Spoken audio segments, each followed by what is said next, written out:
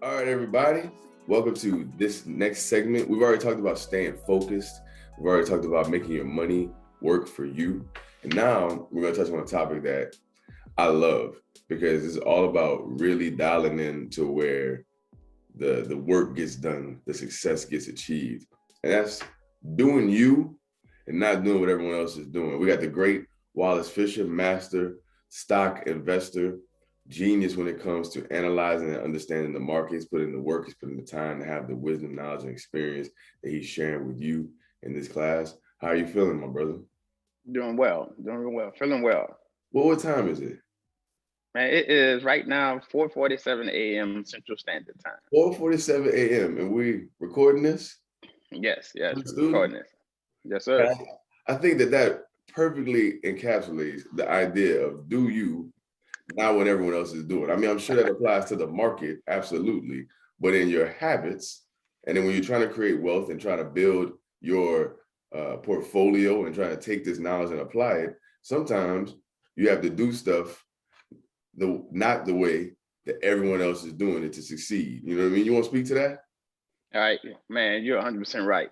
It's the early. What is it? The old term is the early bird gets the worm, Yes, and sir. that's what it is here for sure. I say, man, I wake up 3 o'clock in the morning, like literally on every day, literally on even on Saturday and Sundays, because my body already has me ready. I can go to sleep at 11 o'clock at night, 12 o'clock midnight. My body is still wake me up at 3 o'clock because my why is a whole lot bigger than anything else, right? So I got an automatic alarm clock. You do you for sure. Don't do what everybody else is doing because it's easy to do what everyone else is doing. To build wealth, to create something sustainable, you have to go outside of the box.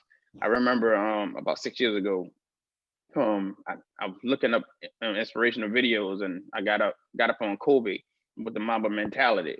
And I always hear you talk about the Mamba mentality. I'm like, all right, I'm a Jordan fan. My second guy is Kobe for sure. Because I picked Kobe over LBJ in a heartbeat. But I started listening to Kobe. I'm like, wait, man, this dude telling the truth. I'll give you a quick story.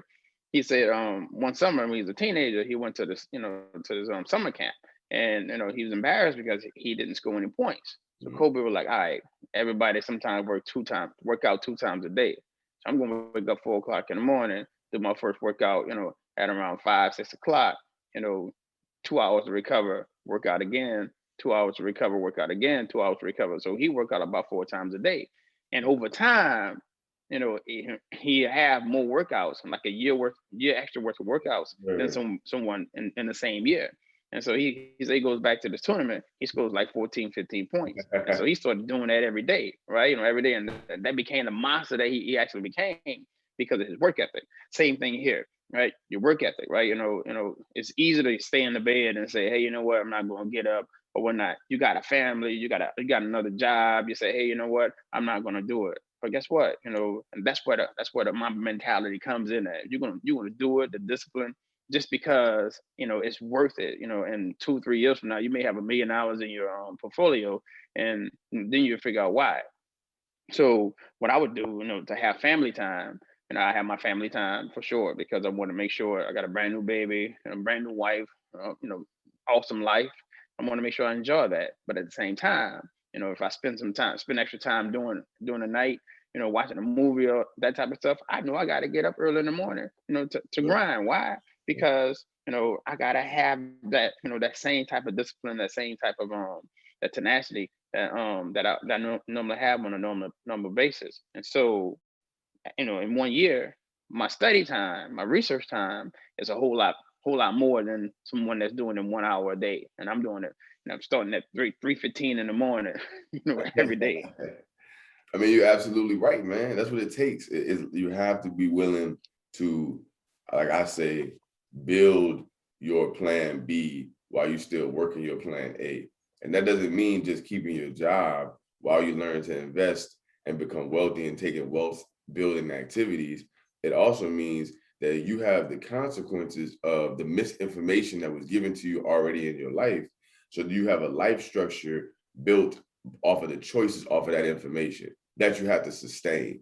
You know what I mean? Like right now, even though we've learned what we've learned and we put it into action, it still takes up our daytime right? So we have to coordinate to be able to bring this to the student body of the MJ2 resource. We have to bring in collective success.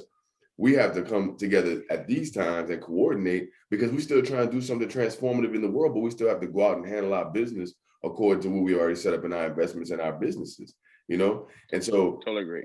you know what I mean? So we're trying to help you work your regular life, do the things that you already have set up, the things that you need to do, but we're trying to teach you that you're gonna have to do you, not like not everybody else. Everyone else is gonna be tired.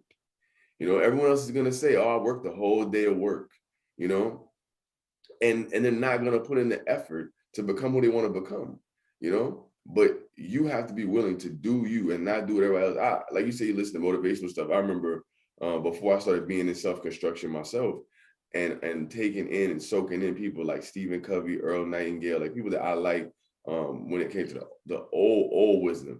What I mean is, before it became about personality, you know what I mean? Like there was like a shift when it all became about tricks and games and, you know, easy words and phrases that made people like you no matter what. And it was character-based wisdom, you know. And one of the guys I listened to, he was talking about everybody else. And he was like, everybody else is playing a game that you don't want to play.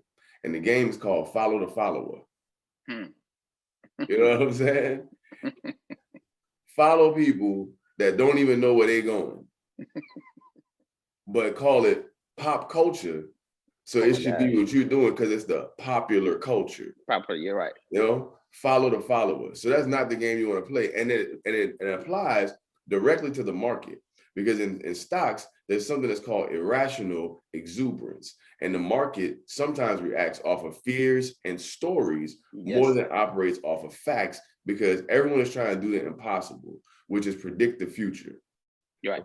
You're trying to predict the future. And so what we try to teach you to do is look at the information and make your best decision based off of what you can see. What is the information telling you that you can infer will probably happen, really based off the past, more than based off of what you assume will happen in the future. You know what I mean? But the market itself, when it comes to irrational exuberance, is people's fear-based reaction, and then a lot of people doing it. So then people saying, well, that's what we should do because a lot of people doing it. You know, and that's playing follow the follower, and that's doing what everyone else does. And we want you to do you. You know, can you speak to that? Man, all right. Well, that's a big deal. So you're 100% right. You know, follow the follower, and that'll lead you to a whole bunch of things, a whole bunch of pain and headache. Really would, right? Because the world is doing something. That means that that doesn't mean really that it's the right thing to do. What mom used to tell us: if your friend jump off a bridge, you're gonna do the same. You're going to. Oh my God, I'll never forget that. Right. So do you and in the market, set your fundamentals, set whatever it is for you. We talked about pain tolerance. We talked about you know, certain things that you can handle. You set those type of things and you don't deviate from it, because over the long haul, it'll be well for you. So say for instance, you're a fundamental investor. That's this old saying is, there's a trade. There's a difference between a trade and an investment. So if you're in for the long haul, 10, 15, 20, 30 years, those are investments, right? So stick to your plans, you know, how you looking at stocks, when you want to buy stocks, and how long you want to hold on to them, and even if it falls, right? You know, we have some downturns.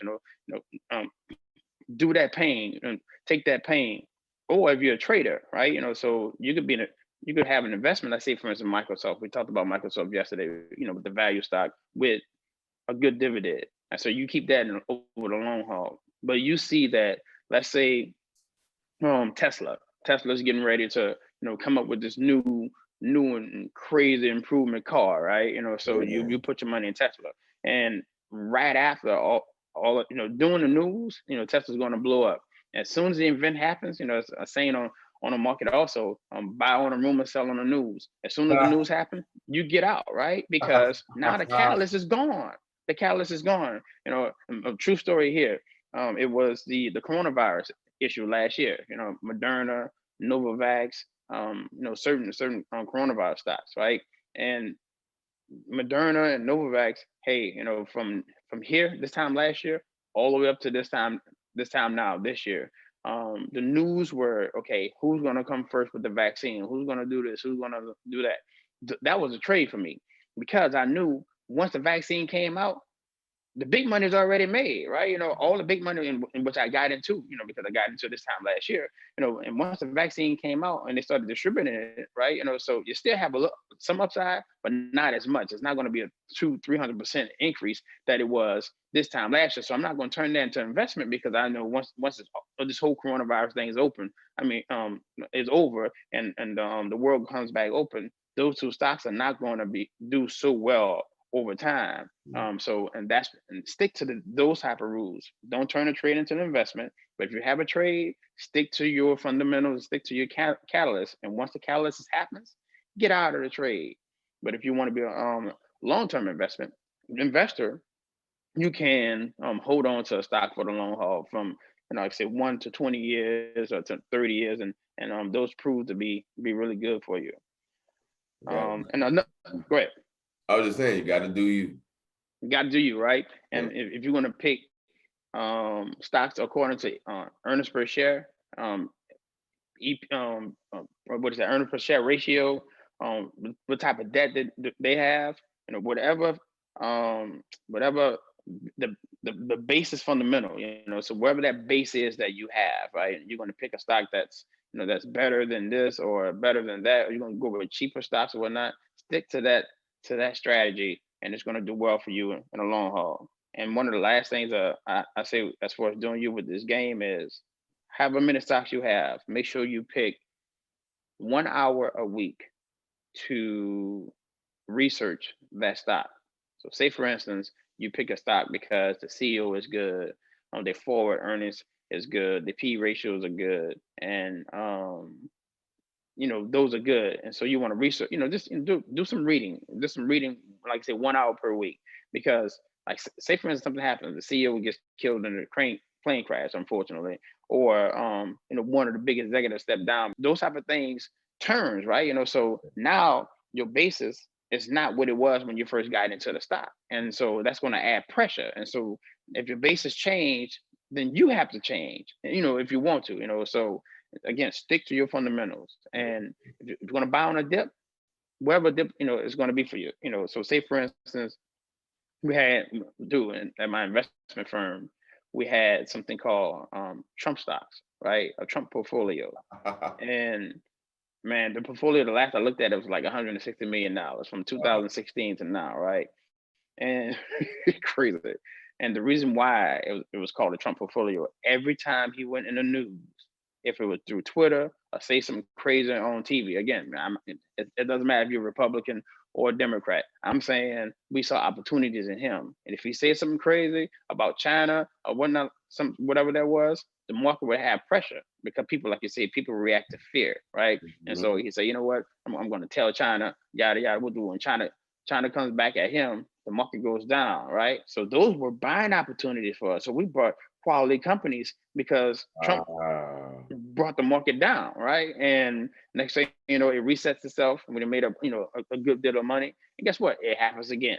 He tweets something stupid or tweets something really good, right? Then it add pressure to the market. We kept buying companies and kept buying quality companies every time that happened. When I say every time that happened.